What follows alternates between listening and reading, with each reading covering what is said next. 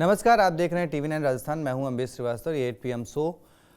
आज बात मेरे पीछे जो आप 3 तस्वीरें देख रहे हैं, तस्वीरें 3 हैं, चेहरा एक है और उसके पीछे जो शब्द है वो एक है और वो है चुप्पी। और चुप्पी के पीछे की सियासत क्या है, इस पे आज हम बात करेंगे।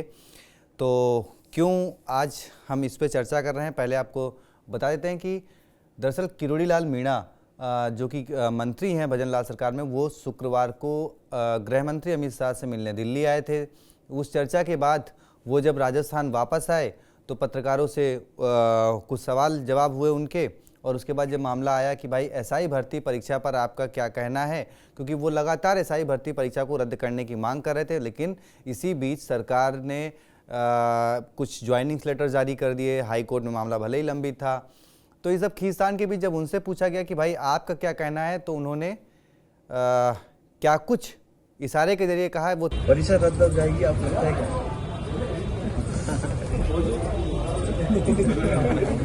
परीक्षा रद्द हो जाएगी, आप लगता है क्या?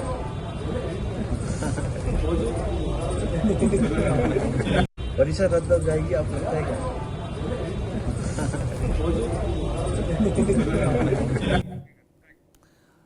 परीक्षा रद्द का सवाल, ओठों पर उंगली और मुस्कुराहट के साथ निकल लिए बाबा किरोड़ी। ये तस्वीर थी कल की, मतलब मुलाकात के बाद जब वो वापस आए जयपुर। उसके बाद अब उससे पहले की 2 तस्वीरें और आप देख रहे हैं, तो इनको हम जरा फ्रेम में ले आते हैं 3 तस्वीरों के साथ। एक तस्वीर जहां पर सवाल एसआई पर था, एक तस्वीर है जहां पर सवाल इस्तीफे पर है, और एक तस्वीर है जहां पर सवाल ये है कि भाई क्या वो आप सरकारी वाहन छोड़ेंगे। तो ये 3 तस्वीरें हैं, और इन तीनों तस्वीरों पर जब सवाल किया गया तो उनका जवाब वही था, मुंह पर उंगली। तो अब जब देखिए इस्तीफे वाली बात अगर हम करें, जब इस्तीफे वाला सवाल था तो क्या मामला था। दरअसल 2024 के लोकसभा चुनाव से पहले किरोड़ी बाबा का दावा था कि 7 लोकसभा सीटों पर उनको जीत मिलेगी, बीजेपी जीतेगी। लेकिन उनमें से बीजेपी 4 सीटें हार जाती है। और उसके बाद उनसे पूछा जाता है, और जिस दिन मतगणना हुई तब किरोड़ी बाबा ने दोपहर 12:30 बजे करीब, पौने 1 बजे करीब, जब लगभग तय हो गया कि हाँ ये 4 सीटें बीजेपी हार जाएगी, तो उन्होंने एक ट्वीट किया कि रघुकुल रीति सदा चली आई, प्राण जाए पर वचन जाए। यानी जो मैंने इन 7 सीटों पर जीत का दावा किया था, उसके लिए मैं अब इस्तीफा देने के लिए तैयार हूँ। उसके बाद फिर लगभग 1 महीने तक ये इस्तीफे की रस्साकसी चलती रही, सवाल होते रहे, और आखिरकार किरोड़ी बाबा से जब पूछा गया कई मौक़ों पर, तो उन्होंने एक आखिरी मौके पर ये कर दिया कि भाई मुंह पर उंगली रख ली। वैसे ही जब उनसे पूछा गया कि भाई सरकारी गाड़ी का क्या करेंगे, छोड़ेंगे क्या, तब भी उन्होंने ऐसे मुंह पे उंगली रख ली। खैर, अब वापस आते हैं कि भाई सियासत की बात पर वापस आते हैं अपनी। जो चुप्पी के पीछे बड़ी सियासत क्या है, कि कई मौक़ों पर जब उनसे पूछा गया तो वो ऐसी चुप्पी क्यों साध लेते हैं। अखिल, अब आप बताइए कि भाई 2024 में जब लोकसभा पे सवाल किया गया, इस्तीफे पर सवाल किया गया, तब ऐसे उंगली, सरकारी वाहन छोड़ने पे किया गया तो चुप्पी, अब जब एसआई पर सवाल किया गया तो चुप्पी। इस चुप्पी के मायने क्या हैं? क्या दिल्ली जब बाबा आए तो वहाँ से कोई निर्देश जारी हो गया है? क्या कुछ वजह हो सकती, क्या है इसके पीछे? सबसे पहले जो अभी हम वीडियो देख रहे थे, दर्शकों को दिखा रहे थे, उसमें एक बात समझिए कि एक तो चुप्पी है और उसके साथ साथ एक मुस्कुराहट भी है। और उस मुस्कुराहट को अब सियासी गलियारों में इस तरह से लिया जा रहा है कि वो, क्योंकि इससे पहले उनकी गृह मंत्री अमित शाह से दिल्ली में मुलाकात हुई, और जब वो राजस्थान आए हैं तो उनके प्रदेश अध्यक्ष बीजेपी के हैं मदन राठौड़, उनसे भी मुलाकात हुई। जिसके बाद अब ये माना जा रहा है कि कहीं ना कहीं वो खुद ये बताने की कोशिश कर रहे हैं कि उन पर प्रेशर बनाया गया है और उनको चुप रहने के लिए कहा गया है, और इसीलिए उन्होंने अपने होठ सील लिए। देखिए, पिछली बार अगर आपने ध्यान दिया हो तो सिर्फ इतनी चुप्पी थी और वो चल दिए थे, क्योंकि वो सिर्फ उनकी बात थी। यहाँ है एसआई भर्ती की बात, और ये एसआई भर्ती परीक्षा 2021 का वो मुद्दा है जो सरकार के कहीं ना कहीं गले की हड्डी बना हुआ है। ना तो वो उगलते बन रही है, ना ही वो निगलते बन रही है। अब देखिए, आप चाहे इसमें अगर ताज़ा अपडेट की बात करें तो हाईकोर्ट ने किस तरह से तल्ख टिप्पणी सरकार को लेकर की है, सरकार को उन्होंने लताड़ लगाई है, हाईकोर्ट की तरफ से लताड़ लगाई गई है कि 18 नवंबर का जो आदेश था उसे यथास्थिति बनाए रखने के लिए आदेश तब दिया गया था हाईकोर्ट की तरफ से। लेकिन उसके बाद सरकार ने राजस्थान पुलिस की तरफ से एक पत्र सामने आया था पिछले 5 दिन पहले, 30 दिसंबर की ये बात है, जिसमें कहा गया था कि जो ट्रेनी एसआई है उनको जिले में भेजा जाए और उनके जो पासिंग परेड वगैरह है उसको मतलब कार्रवाई को उसको आगे बढ़ाया जाए, जिस पर ये बवाल खड़ा हुआ था कि सरकार आखिर चाहती क्या है। और तब भी हमने अपने 8 PM शो में ये बात की थी, तब मेरे साथ पुष्कर जी मौजूद थे। पुष्कर सर से हमेशा चर्चा होती है, आपकी भी मेरी भी। तो तब भी सवाल यही उठाया गया था कि जब कोर्ट का आदेश इस पर है, कोर्ट ने इस पर यथास्थिति बनाए रखने का आदेश दिया है, तो सरकार फिर इस तरह के फैसले क्यों लेने दे रही है या क्यों लिए जा रहे हैं। तब भी ये सवाल उठे थे और ये भी सवाल उठा था भजनलाल सरकार को लेकर कि अगर इस कार्रवाई को आगे बढ़ाया जा रहा है तो आप कहीं ना कहीं गहलोत सरकार को ठीक मान रहे हैं, क्योंकि ये उसी वक्त का फैसला था। खैर, अब वापस इस चुप्पी के सवाल पर आते हैं और इस चीज़ को अभी आगे बढ़ाएंगे, इसी चर्चा को जब आप बात करेंगे कि चुप्पी आज की ये जो बीते हाल ही की चुप्पी है, तो वो कहीं ना कहीं उंगली इस तरीके से भी कर रहे हैं कि होठ सील दिए गए हैं उनके सियासी गलियारों में। तो अभी किरोड़ी लाल मीणा की ये देखिए, अभी भी तस्वीरें यही चल रही है कि वो कहीं ना कहीं ये कहना चाह रहे हैं कि उनके होठ सील दिए गए हैं, वो इसीलिए वो खुद से चुप नहीं हुए, उन्हें चुप कराया गया है। कहीं ना कहीं ऐसी बात है, हालांकि अभी तक इस पर कोई पुष्टि नहीं है, किसी बड़े नेता को कोई इस पे कोई प्रतिक्रिया भी अभी देखने को नहीं मिली है। अखिल, इस पे ना मुझे लगता है कि कोई ऐसा कोई ऑफिशियल आएगा भी नहीं कि भाई उन्हें चुप रहने के लिए कहा गया, क्योंकि वो खुद सरकार में मंत्री हैं। इसीलिए तो अम्बेश जी को कहना पड़ रहा है ना, वो करना पड़ रहा है इसीलिए। लेकिन वो जिस तरीके से दबाव सरकार पर लगातार बना रहे हैं, जब से वो ये कोई उनकी ऐसा नहीं कि भजनलाल सरकार से उनकी लड़ाई है। इससे पहले जब गहलोत सरकार थी तब उसके खिलाफ उनकी लड़ाई थी, खैर वो विपक्ष में उस वक्त बैठे हुए थे। उससे पहले जब वसुंधरा राजे सरकार में थी, उन्हीं की पार्टी की सरकार थी, तब भी वो 2-2 हाथ करते थे। उन्होंने 2008 में छोड़ा भी इसी वजह से था कि उनकी जो तत्कालीन मुख्यमंत्री थी वसुंधरा राजे, उनसे नहीं बनती थी। तो जो सरकार से उनकी अदावत रही है वो बहुत लंबा रिकॉर्ड रहा है। तो अब वो जब से भजनलाल शर्मा जी, जब 2023 में नवंबर में बीजेपी को बहुमत मिला, बीजेपी सत्ता में आई, उसके बाद सरकार का गठन हुआ, तभी से जब मुख्यमंत्रियों के नाम का ऐलान हुआ, मुख्यमंत्री के नाम का ऐलान हुआ, उसके बाद सरकार का गठन हुआ, तो कहा जा रहा है कि भाई प्रबल दावेदार दो मुख्यमंत्री पद के माने जा रहे थे, वो किरोड़ी लाल मीणा माने जा रहे थे और वो सबसे सीनियर भी थे। लेकिन हुआ क्या कि जब सरकार का गठन हुआ, जब मुख्यमंत्री की बारी आई तो भजनलाल शर्मा जी बन गए, जो कि पहली बार जीते हुए विधायक थे। उसके बाद जो डिप्टी सीएम बने 2, उसमें एक प्रेमचंद बैरवा, दूसरी बनी दिया कुमारी। अब दिया कुमारी देखिए, दिया कुमारी का भी ट्रैक रिकॉर्ड अगर मैं आपको बता दूं तो उन्होंने अपनी जो राजनीति की शुरुआत करी थी वो किरोड़ी लाल मीणा को हरा के करी थी। 2013 में सवाई माधोपुर से उनको टिकट दिया गया था और उन्होंने किरोड़ी लाल मीणा को शिकस्त देकर अपनी राजनीति की शुरुआत करी थी। तो अब वो किसके अंडर में काम कर रहे हैं? एक व्यक्ति वो जो कि पहली बार विधायक बना जी। और दूसरे नंबर पे अगर करें डिप्टी सीएम की बात करें तो वो जिसने उनको शिकस्त दी 2013 में। सोचिए कितना बड़ा नाम, कितना बड़ा चेहरा किरोड़ी लाल मीणा तब भी हुआ करते थे। उसके बावजूद भी एक नई नवेली नेता ने आकर उनको शिकस्त दी और वो हार गए। अब उसके बाद ये था कि चलिए भाई, आपने मुख्यमंत्री नहीं बनाया, आपने उप मुख्यमंत्री नहीं बनाया, चलिए आप पोर्टफोलियो में कोई बड़ा मंत्रालय विभाग दे दीजिए।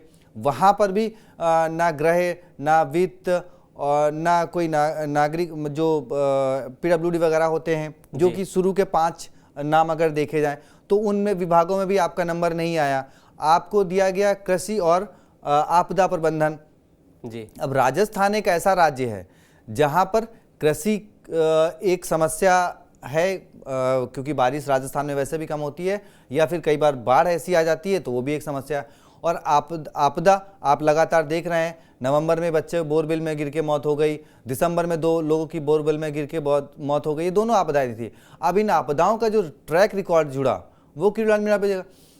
अब तो इससे मतलब वो कहीं ना कहीं जो शुरुआत की मैं बात कर रहा हूँ, ये अभी लिया है, तो वो अपने मंत्रालय से खुश नहीं थे। ये भी एक चर्चा का विषय बना। खैर जैसे तैसे काम आगे बढ़ा, लेकिन उन्होंने फिर सीधे सीधे टारगेट करना शुरू कर दिया अपनी सरकार को कई मुद्दों पर, कई सारी समस्याओं को लेकर। अब उसके बाद जब एसआई का मुद्दा आया तो एसआई के मुद्दे पर अब आज जब उनसे ये सवाल पूछा गया कि भाई उस पर क्या है, तो उन्होंने चुप्पी साध ली। देखिए, एसआई के मुद्दे पर ये मुद्दा तब उठा जब एसओजी पेपर लीक की, राजस्थान में जो 17-18 पेपर लीक हुए पिछले 10 सालों में, उनकी जांच कर रही थी। उसमें एसओजी ने एक आदमी को पकड़ा तो पता लगा जी भाई साहब उन्होंने तो 2021 में जो है एसआई भर्ती का भी पेपर लीक हुआ था। जी जी। जब उसकी परतें खुलनी शुरू हुई तो उस वक्त 800 तकरीबन 59 सेलेक्ट हुए थे। उनमें से भाई साहब 50 ट्रेनी आईएएस अब तक गिरफ्तार हो चुके हैं, जिन पर डमी कैंडिडेट्स बिठाने या फिर 20-20 लाख रुपए देकर पेपर खरीदने तक के आरोप हैं। ठीक है, तो अब उस चीज को किरोड़ी बाबा ने मुद्दा बनाया। उन्हें लगा कि हम इसको लेकर अशोक गहलोत सरकार को घेरेंगे, मुद्दा बनाएंगे। सरकार ने कमेटी गठित करी, सब कुछ कर लिया, पूरा जोड़ लगा दिया। एसओजी ने भी कहा कि नहीं भाई इसको कैंसिल करो, लेकिन वो कैंसिल होती दिखाई नहीं दी। इसके बाद आपने देखा होगा जो अभी 2 महीने पहले का मामला, जब प्रधानमंत्री मोदी 1 महीने पहले जयपुर आ रहे थे 17 दिसंबर को, उससे पहले जो है किस तरीके से ये कहा जा रहा था कि भाई जो राजस्थान की इंटेलिजेंस है उसको जानकारी मिली कि जो एसआई पेपर भर्ती वाले अभ्यर्थी हैं वो और किरोड़ी लाल मीणा मिलकर पीएम मोदी के काफिले को रोककर उनको काले झंडे दिखाना या फिर एसआई भर्ती की को लेकर प्रदर्शन करने की सही जानकारी है। एसओजी ने रात में ही जो है किरोड़ी लाल मीणा तो नहीं लेकिन अभ्यर्थियों को उठाना शुरू कर दिया पूछताछ के लिए। वहां पर पहुंच गए, वो विवाद की तस्वीरें आई, उसमें बहुत फजीहत हुई। उसमें जो सीआई कविता शर्मा थी, उन्होंने अगले दिन जाके अपनी डायरी में मेंशन कर दिया कि भाई मंत्री किरोड़ी लाल मीणा जो है राजकीय कार्य में बाधा पहुंचा रहे थे। उन्होंने जाके वो मामला भी दर्ज करा दिया। अब इस तरीके से ऐसे विवाद बढ़ा कि ये लगा कि भाई अब तो जो है किरोड़ी लाल मीणा आर पार के मूड में आ जाएंगे। कहा भी यही जा रहा था। अब ये भी हुआ कि भाई वो जो दिल्ली आए हैं, तो दिल्ली वो सिर्फ इन्हीं बातों को वो अपनी एक रिपोर्ट देने आए हैं कि पिछले 1 साल में सरकार की तरफ से क्या क्या कमियां रहीं। अब उन्होंने क्या रिपोर्ट दी और उधर से जवाब क्या मिला, तो ये शायद उसी का एक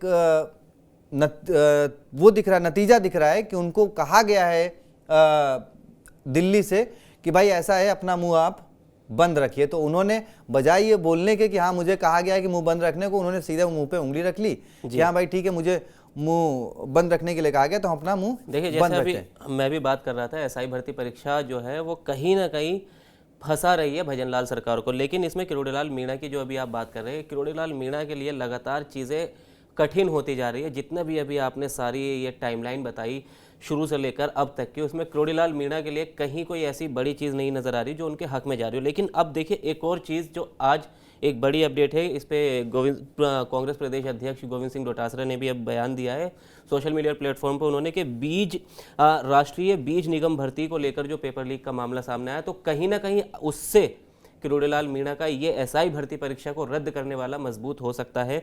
जबकि इस तरफ सरकार पर टिप्पणी की है, अगर आप उसकी भी एक बार चर्चा करें कि सरकार हाईकोर्ट ने जो आदेश दिया था उस पर अब भजनलाल सरकार गिर रही है, तो कहीं ना कहीं ये चीज़ें जो आप देख रहे हैं वो किरोड़ी लाल मीणा के पक्ष में भी हो सकती है। हालांकि उन्होंने मुंह बंद करके भी यही दिखाने की कोशिश की कि मैं चुप नहीं हूँ, मुझे चुप करा दिया गया। और इससे पहले का भी अगर आप एक बयान सुनेंगे, जब उन्होंने किरोड़ी लाल मीणा ने कहा था कि एसओजी ने कह दिया, पुलिस हेडक्वार्टर ने कह दिया, सभी अधिकारियों ने कह दिया कि उसको रद्द कर दिया जाए। सवाल तो ये है ना, आप चुप करा दिया गया और आप चुप हो गए।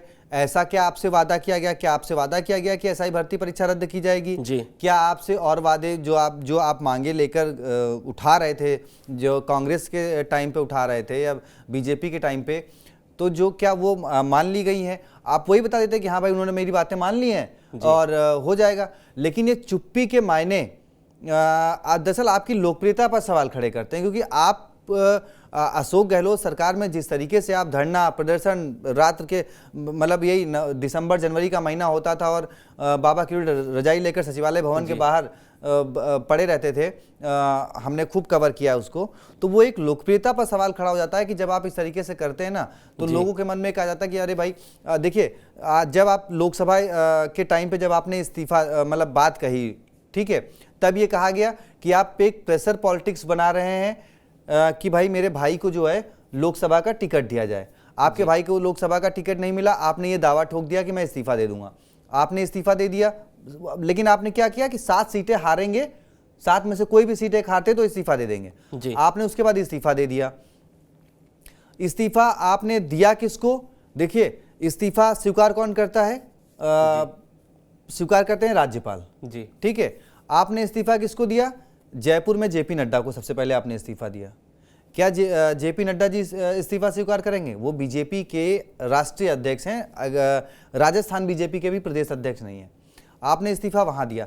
ये एक प्रेशर पॉलिटिक्स आप बना रहे थे कि आपकी बात मानी जाए जी। आप बैठकों में नहीं गए, आपने सरकारी गाड़ी छोड़ दी, आप ऑफिस में नहीं आए। देखिए, बीच में राजस्थान में जब मानसून आया तो किस तरीके से तबाही मची। पिछले कुछ सालों से राजस्थान में ऐसा हो रहा है कि जहां कभी बारिश नहीं होती थी वहां बाढ़ जैसे हालात हो जाते हैं 1-2 बारिश में ही, ठीक है। उसमें लोगों को परेशानी हुई और जब हमने सवाल खड़े किए कि भाई इतनी आपदा आ रही है, आपदा मंत्री कहाँ है, तब आप जो है घूमने लगे और फिर आपने सरकारी तंत्र भी ले लिया, सरकारी गाड़ी। कोटपुतली में भी कहाँ नजर आया जी, दौसा में तो गए थे, दौसा में गए, कोटपुतली में नहीं गए।